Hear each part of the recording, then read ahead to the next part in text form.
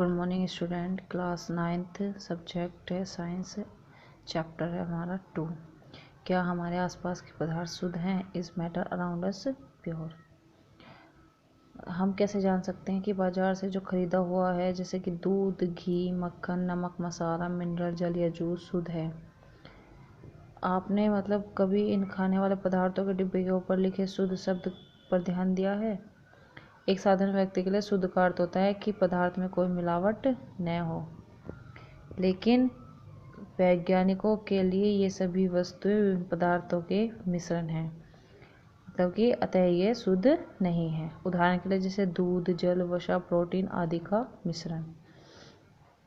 जब एक वैज्ञानिक किसी पदार्थ को शुद्ध कहता है तो इसका तात्पर्य है कि उस पदार्थ में मौजूद सभी कण समान रासायनिक प्रकृति के हैं। जब पदार्थ को शुद्ध कहता है तो उसका तात्पर्य होता है कि इस पदार्थ में जो मौजूद सभी कण हैं वो समान रासायनिक प्रकृति के हैं। एक शुद्ध पदार्थ एक ही प्रकार के कणों से मिलकर बना होता है।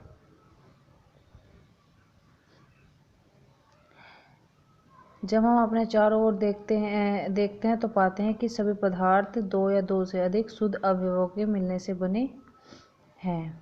जैसे कि उदाहरण के लिए समुद्र का जल, खनिज, मिट्टी आदि सभी मिश्रण है। सभी पदार्थ जो है वो दो या दो से अधिक शुद्ध अवयवों के मिलने से बनते हैं। फिर है हमारा मिश्रण क्या है?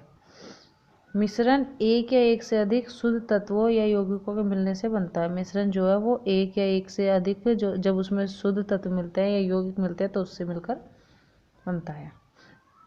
हम जानते हैं कि जल में घुले हुए सोडियम क्लोराइड को वाष्पीकरण या आशवन विधि द्वारा जल से पृथक किया जा सकता है। यद्यपि सोडियम क्लोराइड अपने आप में एक शुद्ध पदार्थ है और इसे भौतिक विधि के द्वारा इसके रासायनिक अवयवों में पृथक नहीं किया जा सकता है। इसी प्रकार चीनी जो है हमारी चीनी एक पदार्थ है क्योंकि यह एक ही प्रकार का शुद्ध अवयव रखता है और इसका यौगिक समान रहता है। पेय पदार्थ और मिट्टी में एक समान कण नहीं होते हैं। पेय पदार्थ जो होते हैं और मिट्टी उसमें एक समान कण नहीं होते हैं। शुद्ध पदार्थ किसी भी स्रोत से प्राप्त हो, इसके अभिलाक्षणिक गुण एक समान होंगे। शुद्ध पदार्थ जो है वो किसी भी स्रोत से प्राप्त हो, इसके लिए उसके जो अभिलाक्षणिक गुण है वो एक समान होंगे।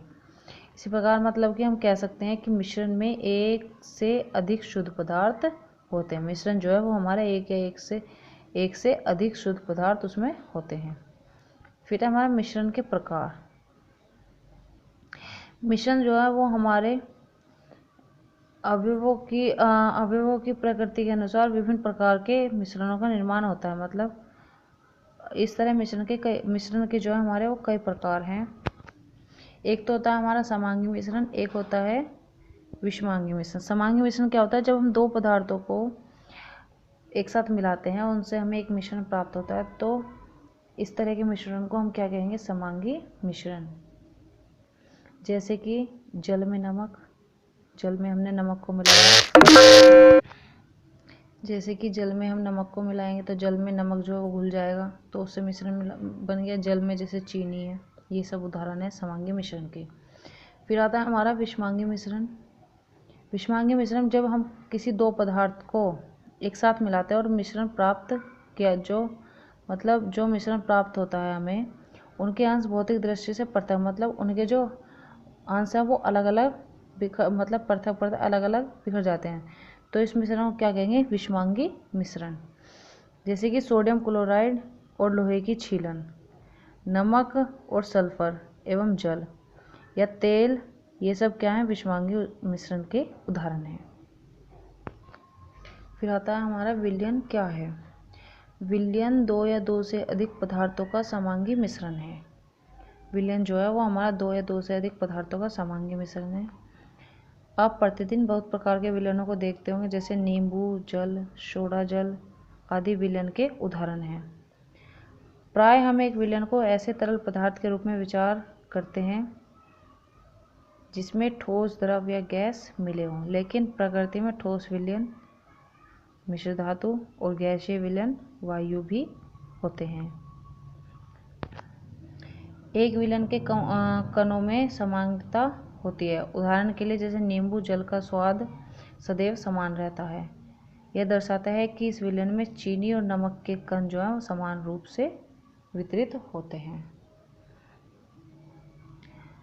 फिर आते हैं हमारे मिश्र धातु। मिश्र धातु ये धातुओं के समांगी मिश्रण होते हैं जिन्हें भौतिक क्रिया द्वारा अवयवों में पृथक नहीं किया जा सकता, लेकिन फिर भी मिश्र धातुओं को मिश्रण माना जाता है। जो मिश्र धातु हैं उनको मिश्रण माना जाता है क्योंकि ये अपने घटकों के गुणों को दर्शाते हैं और पृथक पृथक संघटन रखते हैं। जैसे उदाहरण के लिए पीतल, जिंक और कॉपर, ये क्या है?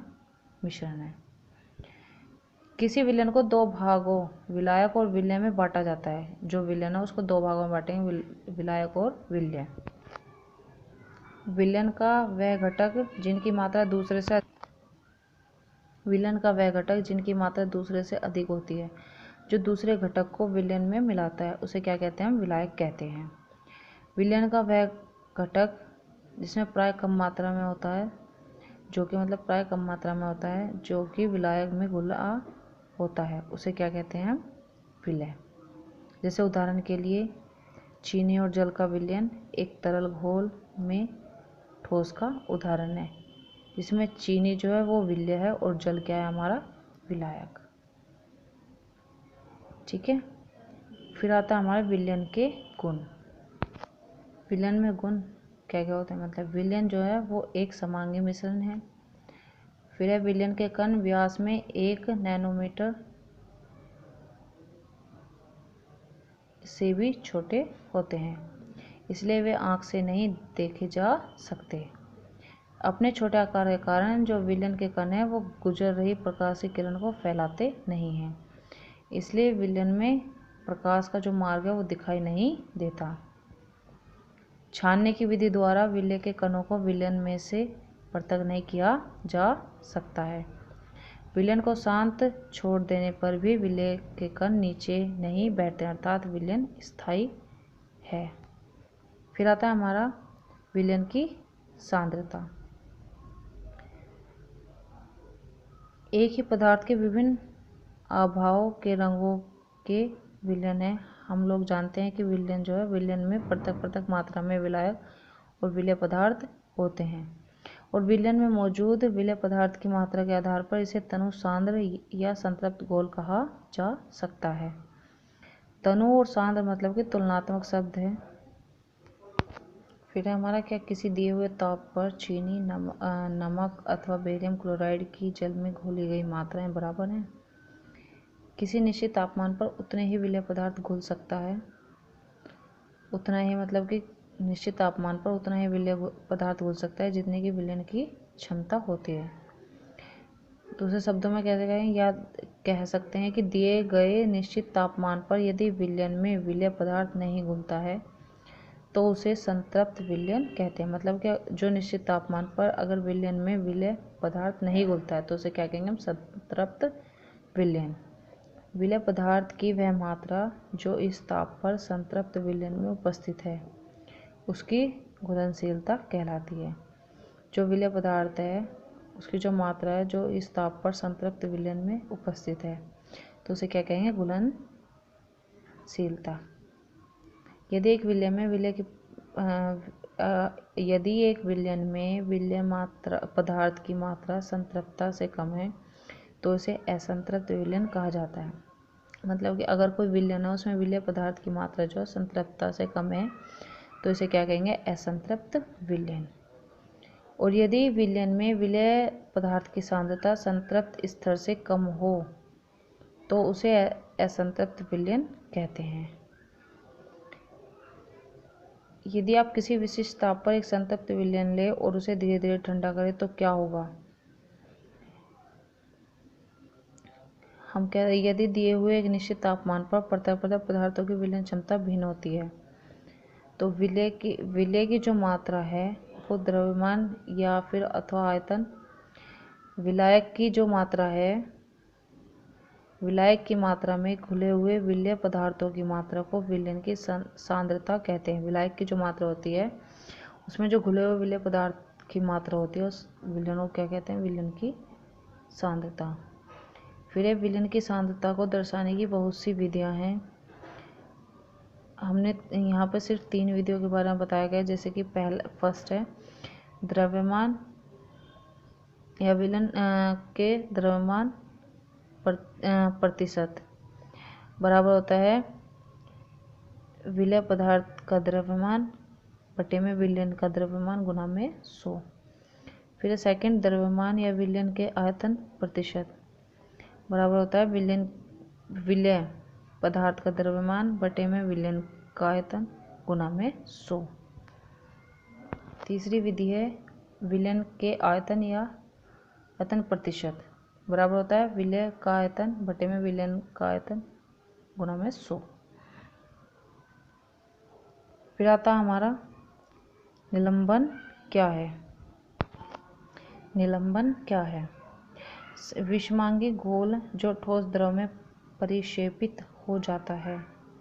विषमांगी घोल जो है जो ठोस द्रव में परिक्षेपित हो जाता है उसे क्या कहते हैं? निलंबन कहलाता है। निलंबन जो है वो हमारा एक विषमांगी मिश्रण है। निलंबन जो है वो हमारा एक विषमांगी मिश्रण है जिसमें विलय पदार्थ कण घुलते नहीं जिसमें विलय पदार्थ कण जो है वो घुलते नहीं हैं बल्कि माध्यम की समष्टि में निलंबित रहते हैं। ये निलंबित कण आंखों से देखे जा सकते हैं। फिर आता है हमारे निलंबन के गुणधर्म। यह एक विषमांगी मिश्रण है। ये कण आंखों से देखे जा सकते हैं।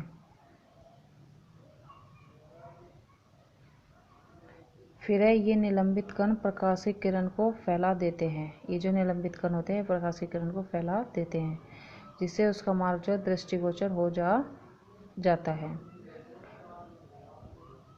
जब इसे शांत छोड़ देते हैं तो ये कण नीचे की ओर बैठ जाते हैं अर्थात निलंबन अस्थायी होता है। छानन विधि द्वारा इन कणों को मिश्रण से पृथक किया जा सकता है। जब सभी कण नीचे बैठ जाते हैं तो निलंबन समाप्त हो जाता है तथा विलयन में प्रकाश की किरण का प्रकिरण रुक जाता है। नेक्स्ट पॉइंट है हमारा कोलॉइडल विलयन क्या है। इसको हम कल पढ़ेंगे। Thank you.